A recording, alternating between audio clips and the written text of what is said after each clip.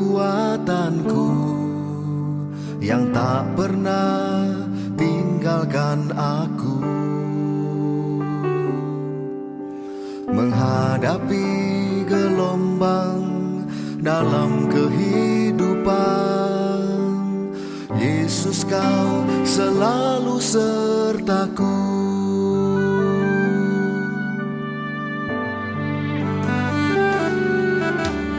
Tuhan, Engkaulah kekuatanku, yang tak pernah tinggalkan aku. Menghadapi gelombang dalam kehidupan, Yesus, Kau selalu sertaku. Aku percaya, ku percaya, Yesus, Kau penolongku.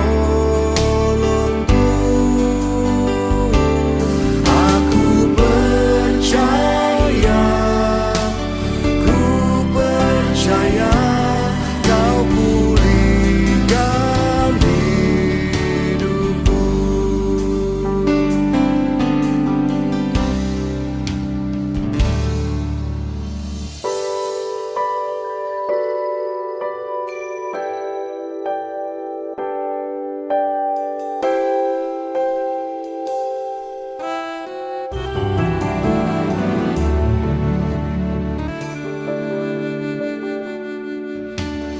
Tuhan, Engkaulah kekuatanku, yang tak pernah tinggalkan aku.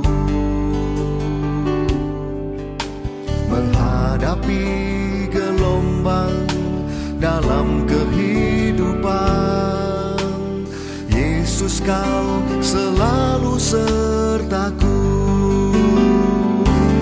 Aku percaya, ku percaya, Yesus, Kau penolongku. Aku percaya, ku percaya, Kau pulihkan hidupku.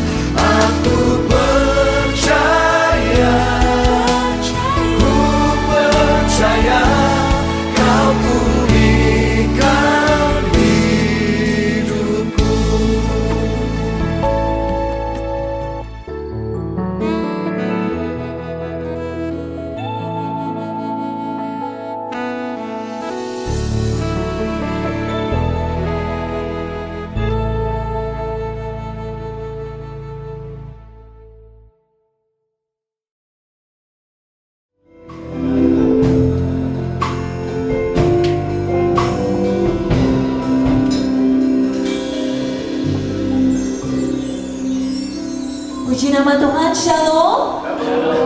Siapa yang rindu masuk dan merasakan hadirat Tuhan, boleh lambaikan tanganmu. Puji Tuhan, kita percaya Tuhan hadir di tempat ini. Amin.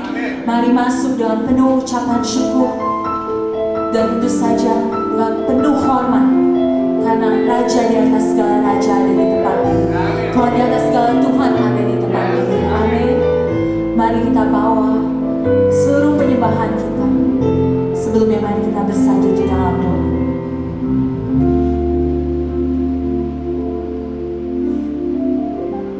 Selamat pagi ya Bapa. Selamat pagi Yesus. Selamat pagi ya Roh Kudus. Kami percaya Engkau hadir di tempat ini ya Bapa. Biarlah Engkau yang beracara pada pagi hari ini. Kami buka hati kami. Kami rindu lawatan-Mu, kami rindu jamahan-Mu ya Bapa. Oh terima kasih ya Tuhan. Atas hari yang baru, kesempatan yang baru. Kami masih boleh ada di tempat ini ya Bapa. Semua hanya karena kasih-Mu ya Bapa. Yang tidak pernah berubah dahulu, sekarang dan selama-lamanya. Biarlah Engkau bertahta di atas pujian dan penyembahan kami. Hanya di dalam nama Tuhan Yesus kami berdoa. Haleluya. Amin.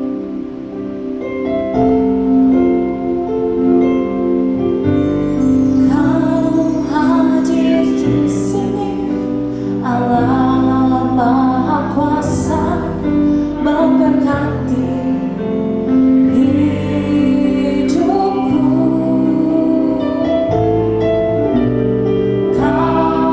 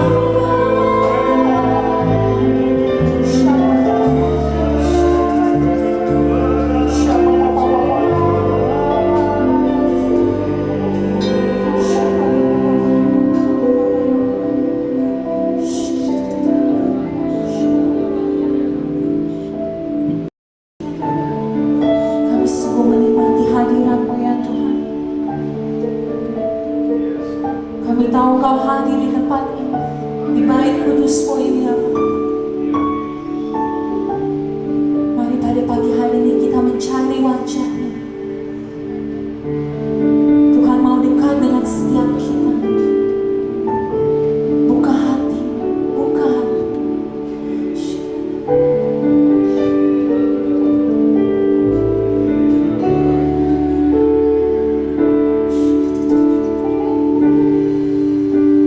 Kau hati Tuhan.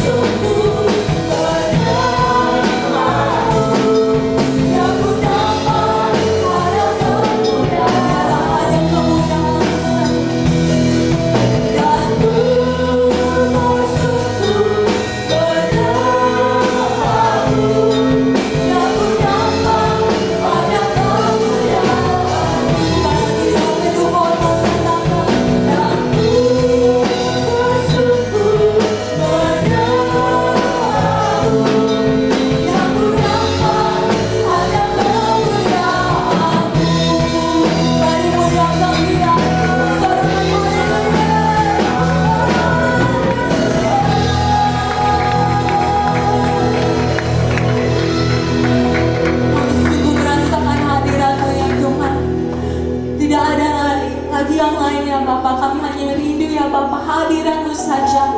Hanya hadirat-Mu saja. Oh, yang mengubahkan, yang memulihkan setiap kami ya Bapa. Yang kami dambakan, yang biar hanya yang nampak hanya kemuliaan-Mu saja ya Bapa. Oh ya Bapa, terima kasih ya Bapa. Kami sungguh bersyukur, kami tidak dapat mengungkapkannya dengan kata-kata ya Bapa. Kami rindu semakin memuji memuliakan nama-Mu. Biar hanya Engkau yang bertahta di atas pujian dan penyembahan kami. Mari yang siap untuk memuji memuliakan nama Tuhan bersama dengan saya katakan amin. Lebih lagi buat anak kita. Allah bakti bersama Tuhan. Hey, Allah bakti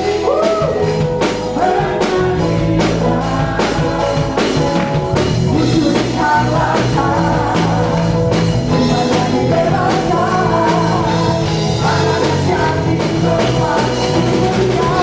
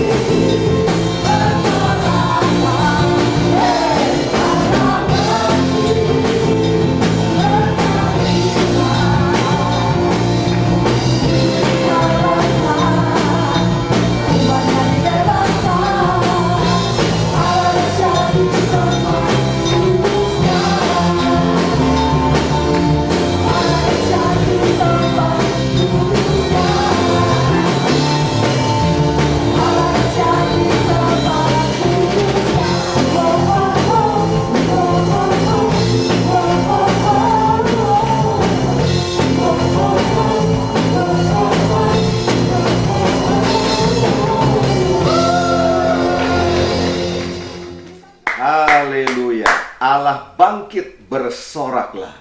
Sungguh kita diberkati lewat puji-pujian penyembahan yang sama-sama kita naikkan di hadapan Tuhan. Saya percaya ketika umat Tuhan memuji menyembah Tuhan dengan segenap hati, Tuhan bertahta di atas puji-pujian umatnya. Dan saya percaya pagi hari ini kita semua juga sudah siap untuk sama-sama menerima pesan Paskah di hari yang luar biasa ini. Mari sebelumnya kita satukan hati di dalam doa. Kita berdoa.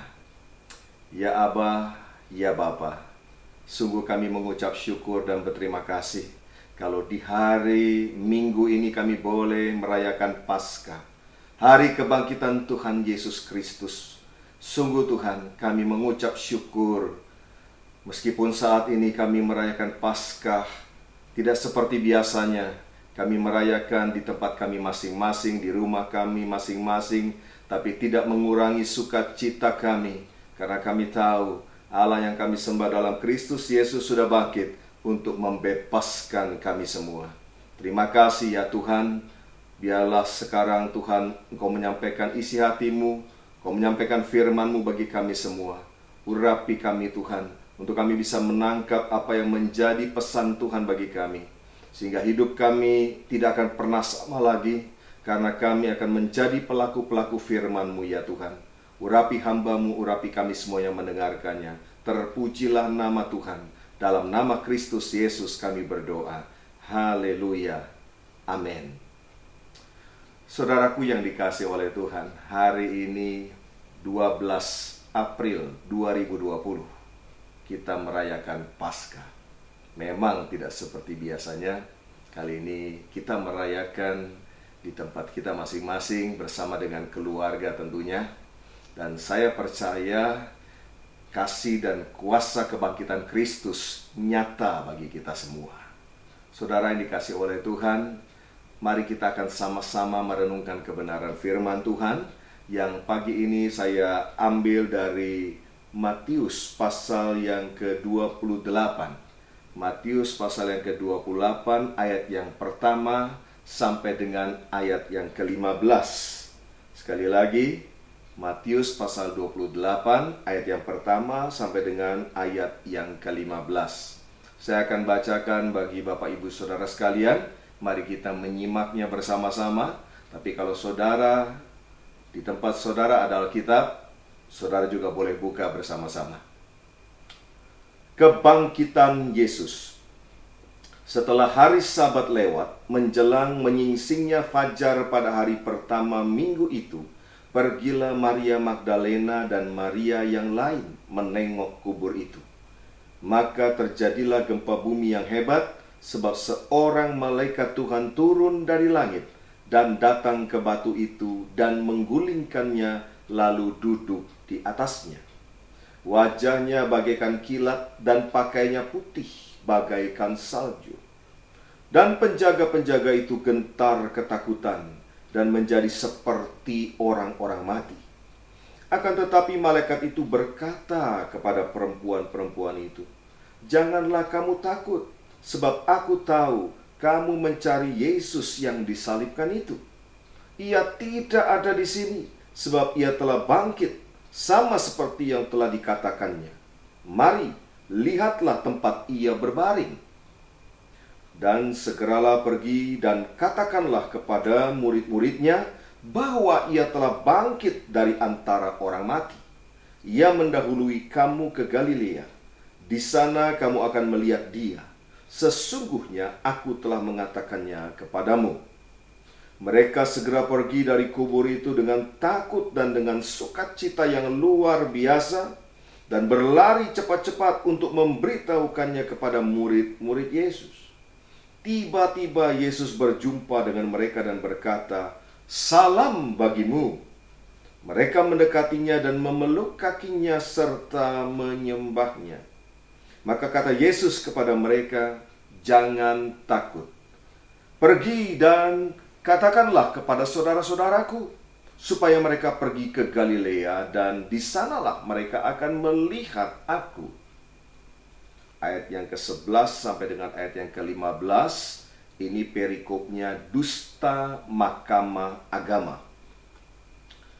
Ketika mereka di tengah jalan, datanglah beberapa orang dari penjaga itu ke kota dan memberitahukan segala yang terjadi itu kepada imam-imam kepala. Dan sesudah berunding dengan tua-tua, mereka mengambil keputusan lalu memberikan sejumlah besar uang kepada serdadu-serdadu itu. Dan berkata, kamu harus mengatakan bahwa murid-muridnya datang malam-malam dan mencurinya ketika kamu sedang tidur. Dan apabila hal ini kedengaran oleh wali negeri, kami akan berbicara dengan dia sehingga kamu tidak beroleh kesulitan apa-apa. Mereka menerima uang itu dan berbuat seperti yang dipesankan kepada mereka. Dan cerita ini tersiar di antara orang Yahudi sampai sekarang ini. Demikianlah pembacaan firman Tuhan. Yang berbahagia adalah mereka yang menyimpannya di dalam hati, merenungkannya siang dan malam, serta melakukannya. Saudaraku yang dikasih oleh Tuhan, apa yang kita baca barusan menggambarkan tentang satu peristiwa, yaitu Tuhan Yesus bangkit dari kematian. Kalau kita perhatikan, peristiwa yang sama disaksikan oleh dua kelompok yang berbeda, dan hasilnya juga berbeda. Kelompok yang pertama adalah para wanita. Wanita-wanita yang datang ke kubur Yesus di pagi hari itu. Mereka bertemu dengan malaikat, lalu mereka melihat kubur yang kosong itu. Dan selanjutnya hasilnya adalah mereka bersaksi. Bersaksi kepada murid-murid Yesus, bersaksi kepada orang banyak. Dan kelompok yang kedua yang melihat peristiwa yang sama juga. Karena para prajurit itu juga ada di sana kan. Melihat peristiwa yang sama, tapi lihat hasilnya berbeda.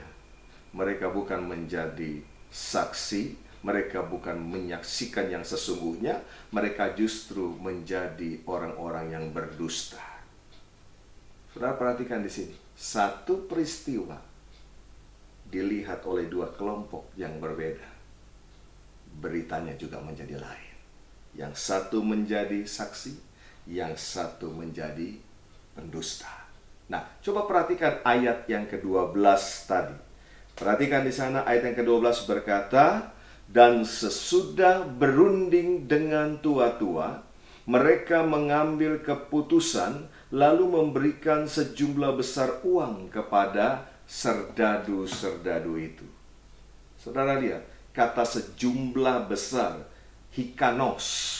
Hikanos itu artinya begini, sangat amat banyak. Jadi bukan sekedar banyak, tapi sangat amat banyak. Sangat besar uang yang diberikan oleh para imam, para tua-tua kepada para prajurit yang melaporkan pada waktu itu. Satu jumlah yang fantastis, yang luar biasa. Ya, jauh lebih besar daripada uang yang diterima Yudas sang pengkhianat yang hanya 30 shikal perak. Ya, ternyata memang saudara ya, biaya untuk memutarbalikkan fakta, biaya untuk berdusta ternyata jauh lebih besar ya daripada harga seorang pengkhianat. Ya. Kalau saudara lihat di Alkitab dalam Keluaran 21 ayat 32, di situ saudara akan dapati ternyata 30 shikal perak itu adalah harga seorang budak yang diseruduk oleh lembu. Ya, di mana pemilik daripada lembu harus membayar ganti rugi itu 30 shikal perak. Dan itulah yang diterima oleh seorang pengkhianat yang bernama Yudas Iskariot. Ya, saya berdoa kita semua yang sudah menjadi murid Tuhan, tidak ada seorang pun di antara kita yang menjadi pengkhianat-pengkhianatnya Tuhan. Ya, biarlah kita tetap menjadi pengikut Kristus yang setia sampai akhirnya. Nah, saudara dikasih oleh Tuhan, mengapa imam-imam dan tua-tua harus memutarbalikkan fakta? Ini kan pertanyaan. Ya. Kenapa imam-imam dan tua-tua begitu takut, begitu khawatir, lalu mereka menyogok, memberi sejumlah besar uang kepada prajurit-prajurit itu? Saya temukan jawabannya begini. Kenapa mereka memutarbalikkan fakta? Karena sesungguhnya mereka tahu betul, mereka meyakini betul bahwa Tuhan Yesus yang mereka salibkan itu bangkit dari kematian. Sebab kalau mereka tidak meyakini akan hal itu, tidak perlu mereka harus capek-capek, susah-susah memutarbalikkan fakta. Iya kan? Di sini kita lihat, saudara, betapa ketakutannya mereka. Mereka akan ketahuan kalau selama ini mereka berdusta, dan reputasi mereka akan hancur. Itulah sebabnya mereka rela mengeluarkan sejumlah besar uang. Dikatakan jumlah yang sangat amat banyak. Demi apa? Mempertahankan kebohongan mereka sebelum-sebelumnya. Saya mau beritahu saudara, dusta itu seperti kanker. Ya, kanker itu stadiumnya kan terus naik, terus bertambah. Artinya begini, dusta yang satu mau tidak mau harus ditutupi dengan dusta yang lain lagi, terus bertambah. Itu yang terjadi. Mengapa imam-imam dan tua-tua pada waktu itu harus mempertahankan kebohongan mereka. Nah, saudara dikasih oleh Tuhan sebagai ilustrasi begini, ya. Saya percaya kita orang timur, kita punya satu kebiasaan kalau kita bertamu ke rumah orang, ya. Dan kebetulan ketika kita sampai di sana bertepatan dengan yang punya rumah sedang makan, ya. Dan biasanya yang punya rumah atau tuan rumah itu akan mengajak, mari sekalian, mumpung kita lagi makan, ayo kita makan sama-sama. Dan kebiasaan daripada orang timur, ya, kita akan menjawab apa? Oh, terima kasih, sudah kenyang, saya baru saja makan. Kita baru makan. Terima kasih banyak untuk tawarannya, ya. Silakan lanjut, kita baru makan. Kalau sampai di situ saja, saudara, aman. Aman. Tapi masalahnya, kalau tuan rumah ini ternyata punya, ya, kebiasaan bertanya lagi. Lalu dia bertanya, loh, makan di mana? Mau tidak mau, harus muncul kebohongan berikutnya, kan? Oh, tadi waktu kami berjalan ke sini, kami mampir sebentar ke Kentucky, misalnya seperti itu. Ya. Kalau sampai di situ aja, aman, selesai. Bagaimana kalau tuan rumah bertanya lebih dalam lagi? Oh, Kentucky yang di mana? Nah, yang di dekat mana? Saya percaya kalau di situ ada 2-3 anggota rombongan, mungkin jawabannya udah beda-beda, saudara. Ya, bisa beda-beda atau saling bertatap muka satu sama lain untuk merumuskan dulu di Kentucky yang mana yang kita pergi makan tadi. Nah, kemudian kalau sudah menjawab satu alamat, bersama-sama sepakat satu alamat, kalau sampai di situ saja, aman, selesai. Tapi bagaimana kalau yang punya rumah bertanya lagi, tadi makan apa di sana? Nah, loh, dari satu kebohongan menuju kebohongan yang lain, harus ditutupi lagi dengan kebohongan yang lain. Lalu kita mulai berkata, oh, tadi ambil paket A. Kalau sampai di situ yang punya rumah saja tenang, diam, aman. Tapi bagaimana kalau yang punya rumah bertanya, paket A itu apa saja isinya? Saya percaya mau tidak mau harus mengarang cerita lagi. Itu gambaran simple. Sebuah dusta yang satu harus ditutupi dengan dusta-dusta yang berikutnya. Itu baru perkara yang sederhana, perkara yang simple. Ada begitu banyak perkara di dunia ini, dan seringkali kita berjumpa dengan orang-orang yang mudah sekali berkata-kata, ya, memutarbalikkan fakta. Nah, kembali kepada kisah kebangkitan Yesus ini. Saudara lihat di sini, ada kekhawatiran, ada ketakutan yang mendalam dari tua-tua dan para imam. Karena mereka sadar sesadar-sadarnya. Mereka tahu betul Yesus yang mereka salibkan itu benar-benar bangkit. Ya. Itulah sebabnya mereka harus memutarbalikkan fakta dengan menawarkan sejumlah besar uang kepada para prajurit tersebut. Hari ini saudara, kita sama-sama merayakan kebangkitan Kristus. Saudara percaya bahwa Yesus yang kita sembah adalah Yesus yang mati dan bangkit dari kematian? Berapa banyak yang sungguh percaya? Lambaikan tangan saudara. Amin. Sungguh percaya bahwa Dia mati dan bangkit bagi saudara dan saya? Nah, pertanyaannya begini. Berapa banyak uang yang sudah kita keluarkan untuk memberitakan kepada dunia bahwa Yesus bangkit? Lihat, untuk memutarbalikkan fakta, dunia rela keluarkan duit begitu banyak, uang begitu banyak. Untuk apa? Putar balik. Memutar balik fakta. Nah, kita sebagai anak-anak Tuhan yang meyakini betul Yesus kita mati dan bangkit, apa yang sudah kita perbuat untuk memberitakan bahwa Dia sungguh bangkit? Untuk memberitakan bahwa itu bukan berita bohong, Yesus kita memang bangkit. Saya mau tanya sekali lagi, berapa banyak saudara yang sungguh-sungguh yakin dan percaya bahwa Yesus sudah mati dan bangkit dari kematian? Lambaikan tangan saudara sekali lagi. Oh, haleluya. Pertanyaannya begini, kalau saudara yakin betul bahwa Dia mati dan bangkit, kenapa selama ini kita tidak menjadi saksinya Tuhan? Kenapa kita belum bersaksi kepada banyak orang bahwa Yesus yang kita sembah adalah Yesus yang menebus saudara dan saya, supaya kita tidak harus lagi menanggung hukuman akibat dosa, dan Dia bangkit untuk memberikan kehidupan kepada kita? Kenapa kita belum menjadi saksinya Kristus? Jangan-jangan masih ada keraguan dalam diri kita. Jangan-jangan kita sebetulnya belum sungguh-sungguh percaya. Atau kita terlalu takut, lalu kita mulai bersembunyi dengan kalimat-kalimat, ya kita kan harus berhikmat, kita akan ada di satu lingkungan, kita harus ya punya hikmat, kita tidak bisa langsung memberitakan, dan seterusnya. Oke, tapi mau berapa lama? Bayangkan sudah berpuluh-puluh tahun oleh karena alasan seperti itu, dan kita tidak pernah buat apa-apa. Biarlah ini jadi perenungan di hari Paskah tahun 2020 ini.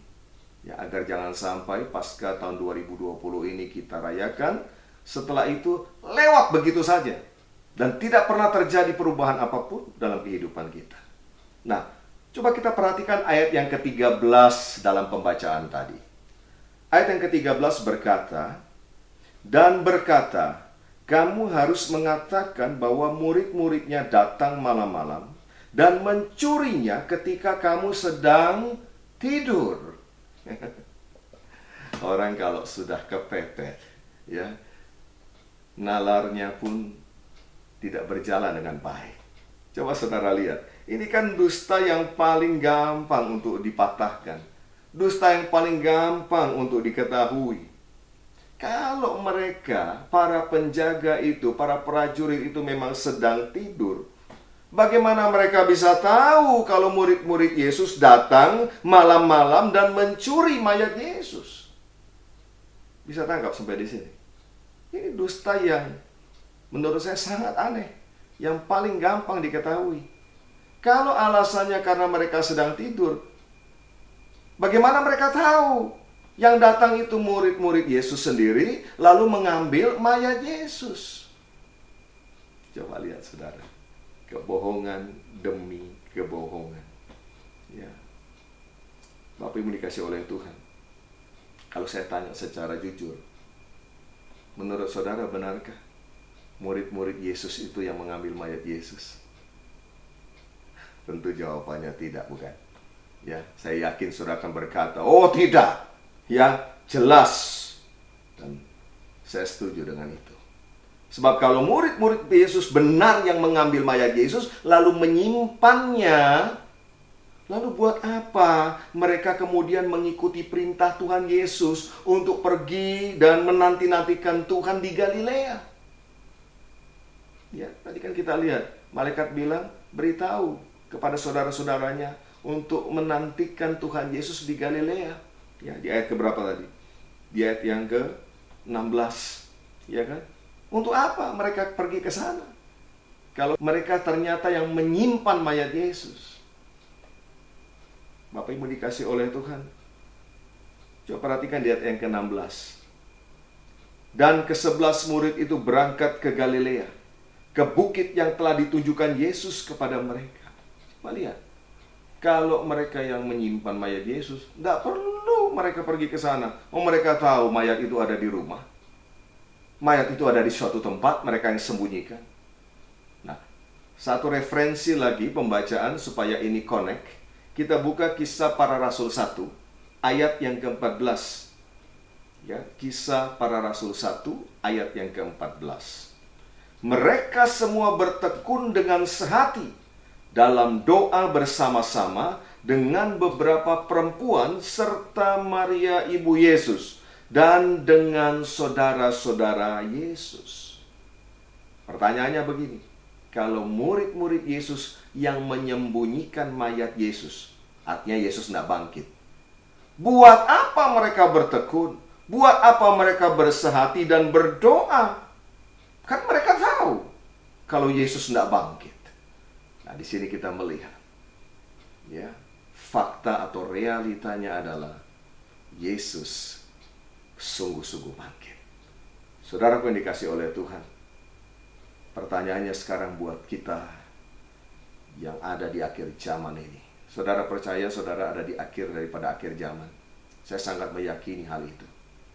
Saya sangat meyakini tanda-tanda zaman menunjukkan bahwa kedatangan Kristus untuk kali yang kedua sudah semakin dekat. Karena itu ini waktunya anak-anak Tuhan, umat Tuhan, untuk kita mempersiapkan diri, untuk kita sungguh-sungguh melakukan apa yang firman Tuhan katakan. Ya, kalau kita mengerti apa itu makna kebangkitan Kristus, saya percaya hidup kita tidak akan sama dengan hari-hari sebelumnya. Kita akan menjadi orang-orang percaya yang sungguh-sungguh akan melaksanakan amanat agung daripada Tuhan Yesus Kristus. Saudara kasih oleh Tuhan, apa makna Paskah secara pribadi bagi saudara dan saya? Apakah kita akan menjadi pribadi yang bersaksi? Atau sebaliknya, kita menjadi pribadi yang berdusta tentang kebangkitan Kristus? Jika kita tidak mau bersaksi, jika kita tetap malu untuk bersaksi tentang Dia, ada konsekuensinya loh saudara. Tuhan Yesus sendiri yang mengatakan hal ini. Coba kita buka Markus 8 ayat yang ke-38. Saya akan bacakan bagi saudara. Markus 8 ayat 38. Sebab barang siapa malu karena aku dan karena perkataanku di tengah-tengah angkatan yang tidak setia dan berdosa ini, Anak Manusia pun akan malu karena orang itu apabila ia datang kelak dalam kemuliaan Bapanya, diiringi malaikat-malaikat kudus. Dengan kata lain, menjadi saksi Yesus, bersaksi tentang Kristus, adalah sesuatu hal yang harusnya kita lakukan sebagai pengikut-pengikut Kristus, sebagai murid-murid Yesus, sebagai sahabat-sahabatnya Tuhan Yesus. Amin. Amin. Berapa banyak saudara sungguh mau menjadi pribadi-pribadi yang bersaksi tentang Kristus? Oh, puji Tuhan. Beri tepuk tangan dulu meriah bagi Allah kita. Yes, beri kemuliaan meriah. Luar biasa. Saudara, di hari Paskah ini kita tahu ada satu fakta yang diputarbalikkan. Tapi kita punya kesempatan sebagai murid-murid Tuhan. Untuk apa? Menyaksikan yang sebenarnya. Menyampaikan yang sesungguh-sungguhnya terjadi. Nah, apa arti menjadi saksi Yesus? Ya, saya akan bagikan 3 hal. Apa sih arti menjadi saksi Yesus? Yang pertama, menjadi saksi Yesus artinya menjadi seseorang yang hidupnya itu sendiri adalah kesaksian. Sekali lagi, menjadi saksi Yesus artinya menjadi seseorang yang hidupnya adalah kesaksian itu sendiri. Artinya dia tidak usah berkata-kata, orang melihat Yesus di dalam hidupnya. Karena hidupnya itu adalah suratan yang terbuka. Hidupnya itu, itulah kesaksian itu sendiri. Dan seringkali orang berpikir kalau menjadi saksi Yesus itu harus bersaksi, berbicara. Ya kan tidak semua orang bisa melakukan hal itu. Tapi minimal saudara, melalui hidup kita, orang melihat Yesus ada di dalam kita. Yang setuju katakan amin. Yang setuju angguk-anggukan kepala. Haleluya. Haleluya. Ya. Jadi orang yang hidupnya adalah kesaksian itu sendiri. Artinya apa? Jangan lagi hidup sembarangan, saudara. Sekali lagi, jangan lagi hidup sembarangan. Jangan menjadi serupa dengan dunia ini. Tapi berubahlah oleh pembaharuan budimu. Saudara dipanggil oleh Tuhan. Saudara dipisahkan oleh Tuhan. Menjadi murid Tuhan. Hidup saudara dan saya harus berbeda. Kita tidak lagi hidup seperti orang dunia yang sembarangan saja. Baik itu pikiran, perkataan, perbuatan kita harus sungguh-sungguh berkualitas kerajaan Allah. Sebab saudara dan saya hari-hari ini kita ada dalam kerajaan Allah itu sendiri. Amin. Siapa percaya oleh karena korban Kristus saudara sudah dibenarkan? Oh, puji Tuhan, puji Tuhan. Saya juga percaya saya sudah dibenarkan bukan karena perbuatan saya. Saya dibenarkan karena Kristus Yesus berkorban untuk saya. Sehingga di hadapan Allah Bapa, saya menjadi orang benar. Jangan berhenti sampai di situ. Kalau statusnya orang benar, hiduplah sebagai orang benar. Kalau statusnya orang benar, jangan lagi hidup sama seperti orang berdosa. Amin. Mari saudara, jangan hidup sembarangan lagi. Itu orang yang hidupnya adalah kesaksian itu sendiri. Yang kedua, menjadi seseorang yang hidupnya itu kesaksiannya sendiri, artinya begini, jangan jadi pribadi murahan. Sekali lagi, jangan jadi pribadi yang murahan. Artinya apa? Pribadi yang mudah sekali kompromi dengan dosa. Ya. Hari-hari ini, saudara, hidup kudus adalah satu keharusan bagi kita. Menjelang kedatangan Kristus untuk kali yang kedua, firman Tuhan katakan, keadaan akan semakin sukar, semakin sulit. Kita dituntut oleh firman Allah untuk tetap memiliki hidup yang kudus di hadapan Tuhan. Tidak kompromi dengan dosa. Ya, artinya begini, kita menjadi pribadi-pribadi yang membenci dosa. Oh iya? Tuhan panggil saudara dan saya untuk membenci dosa. Sebab upah dosa itu maut. Dan tanpa kekudusan tidak seorang pun dapat melihat Allah. Itu satu keharusan bagi kita sekalian. Hidup dalam kekudusan, benci dosa. Tapi kita tidak benci orang berdosa ya saudara. Sebab orang berdosa pun dikasihi oleh Tuhan. Dan Tuhan mau mereka diselamatkan. Itulah sebabnya Tuhan utus saudara dan saya di tengah dunia ini. Yang pertama apa tadi? Jangan hidup sembarangan. Kedua, jangan jadi pribadi murahan. Dan yang ketiga, jadilah orang yang taat dan setia kepada Tuhan. Jadi pribadi yang taat, jadi pribadi yang setia kepada Tuhan. Jujur saja saudara, di akhir zaman seperti ini, ya, tidak gampang menemukan orang yang taat dan setia. Tapi saya percaya, anak-anak Tuhan, yang pagi hari ini engkau mendengarkan firman Tuhan ini, engkau terpanggil, engkau dipilih oleh Tuhan untuk hidup taat dan setia. Dan saya percaya kalau saudara berkata, aku mau, Roh Kuduslah yang akan memampukan saudara dan saya. Amin. Mari, ini waktunya kita untuk serius dengan Tuhan. Sudah begitu banyak waktu terbuang. Sudah begitu banyak waktu kita lewati. Ya, mungkin kita masih hidup di dalam dosa, kompromi dengan dosa, kita menjadi serupa dengan dunia. Tapi hari ini secara khusus saya menyampaikan firman Tuhan ini bagi saudara. Apakah saudara mau menjadi seorang yang hidupnya itu sendiri adalah kesaksian tentang Yesus? Itu yang pertama. Yang kedua, apa arti menjadi saksi Yesus? Yang kedua adalah menjadi pemberita Injil. Apa itu Injil? Injil artinya kabar sukacita atau kabar baik. Sudah waktunya, saudara, kita tidak pasif lagi. Dunia membutuhkan kabar baik.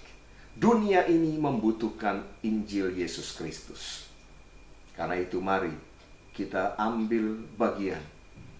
Mungkin saudara bisa bersaksi, bisa menyampaikan kesaksian-kesaksian saudara di lingkungan saudara, di keluarga saudara, ya, di kantor di mana Tuhan tempatkan saudara, bisa, ya. Kesaksian itu saudara, tidak perlu saudara bawa Alkitab kemana-mana, kemudian saudara kemudian harus ya membuka Alkitab, membaca ayat-ayat. Tidak. Kesaksian yang paling kena, kesaksian yang paling tepat adalah pengalaman saudara dengan Tuhan.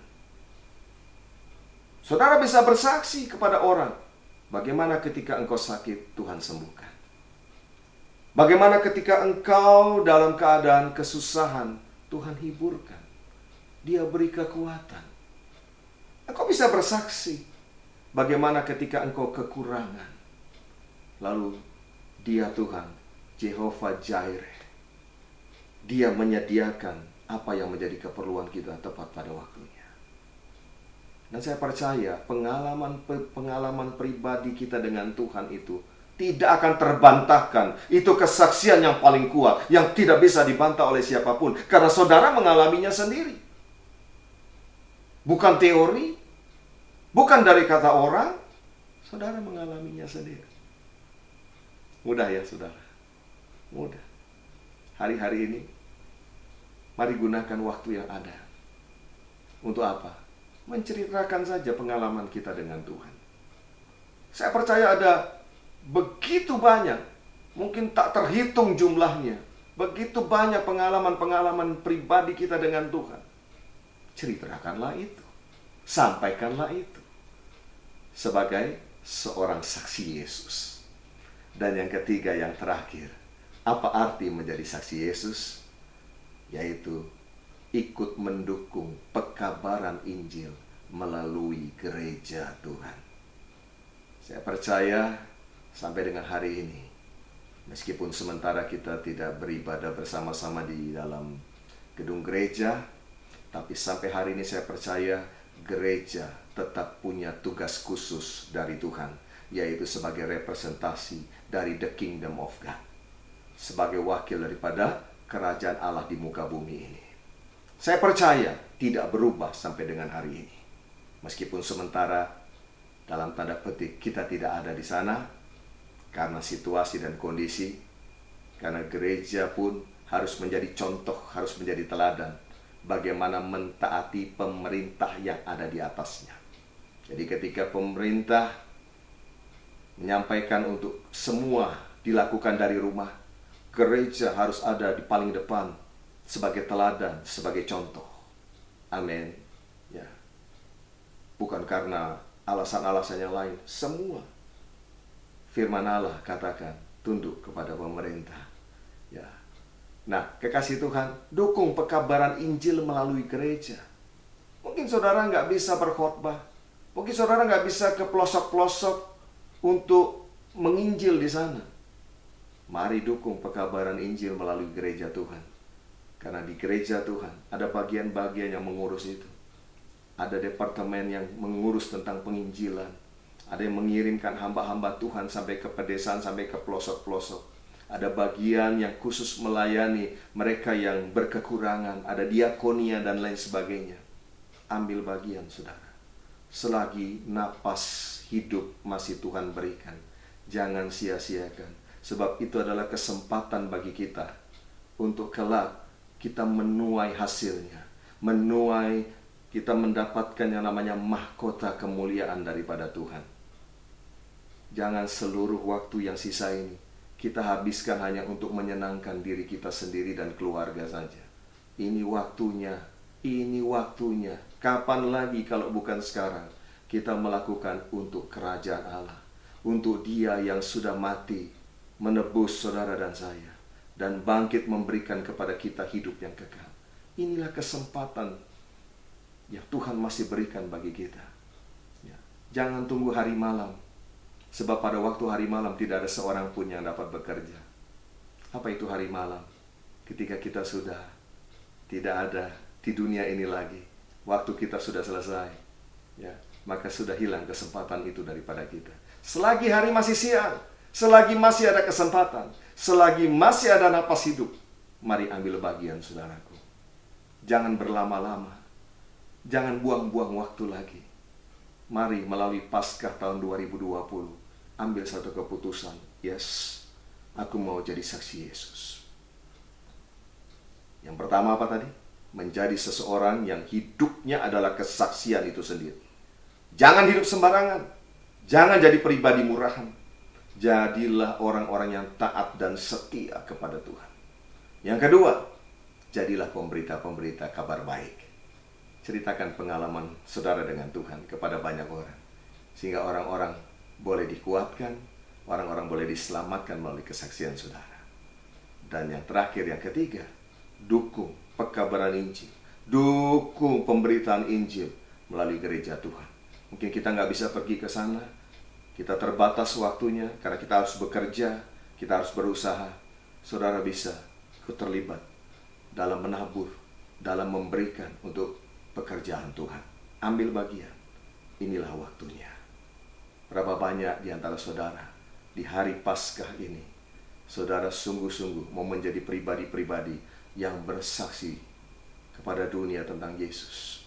Berapa banyak saudara yang mau mengambil keputusan, ini saatnya saya mau menjadi saksi Yesus.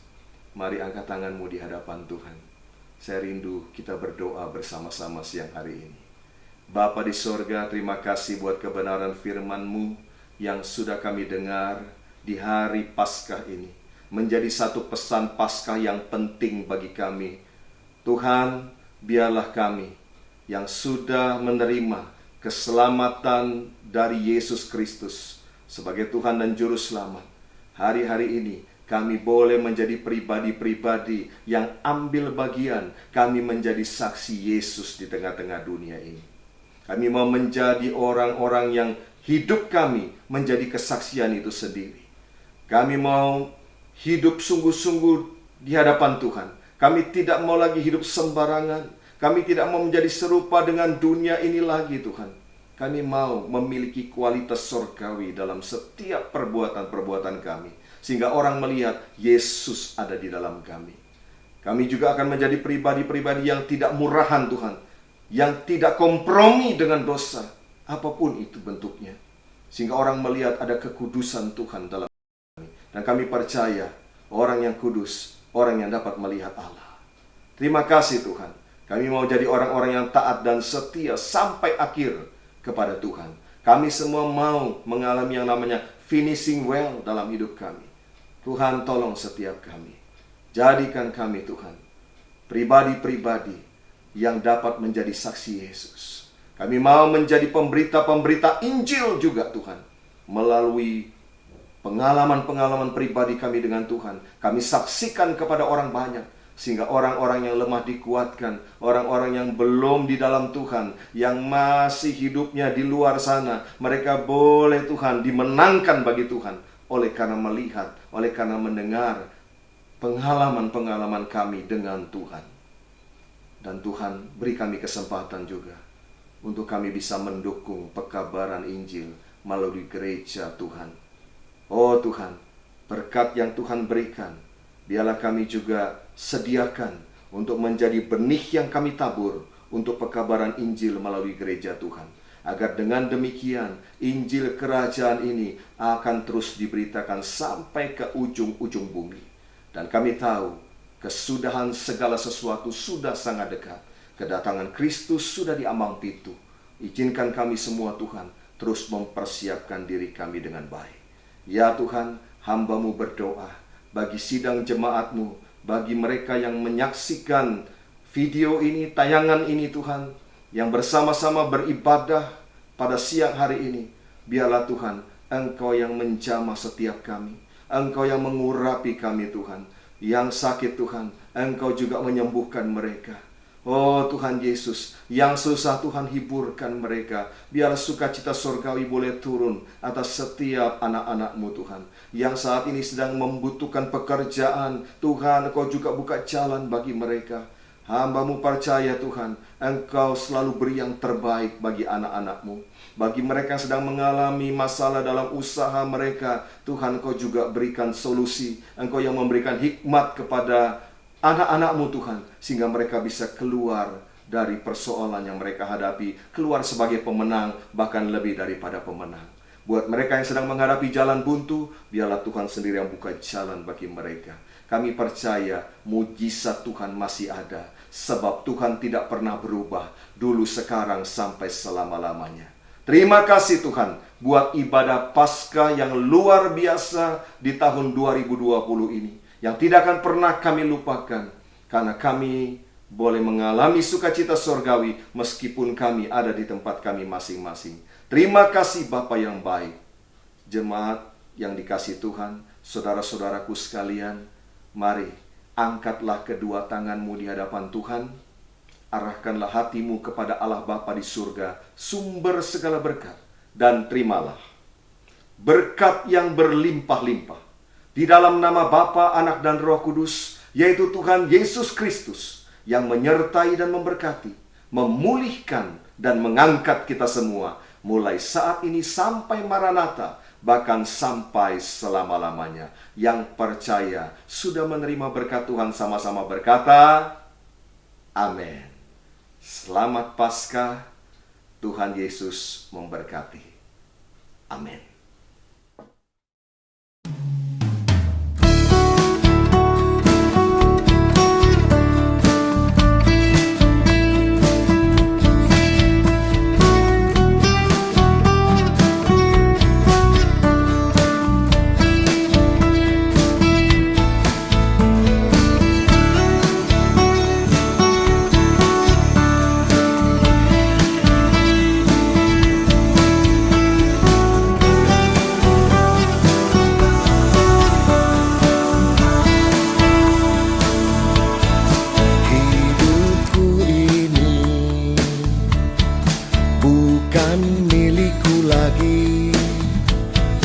melainkan Kristus yang diam di dalamku. Ku jadi miliknya, ku hidup oleh Roh-Nya yang memimpinku terus untuk miliki buah dalam Roh. Kasih, sukacita, damai sejahtera, kesabaran, kemurahan, kebaikan, kesetiaan, kelemah lembutan, penguasaan diri. Kasih, sukacita, damai sejahtera, kesabaran, kemurahan, kebaikan, kesetiaan, kelemah lembutan, penguasaan diri.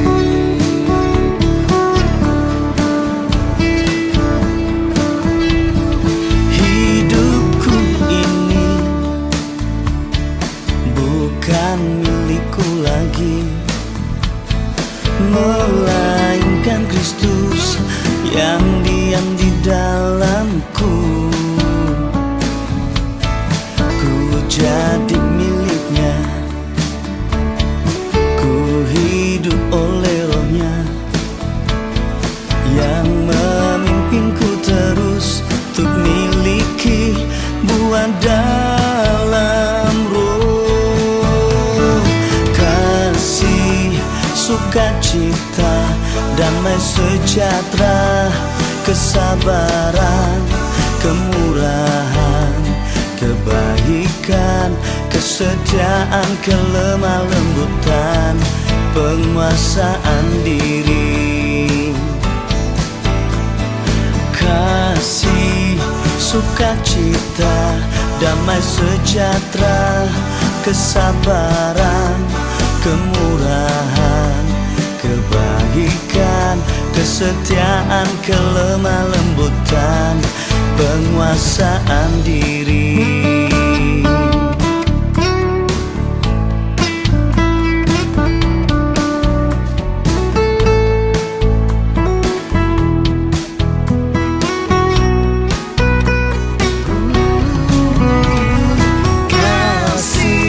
Sukacita, damai sejahtera, kesabaran, kemurahan, kebaikan, kesetiaan, kelemah lembutan, penguasaan diri.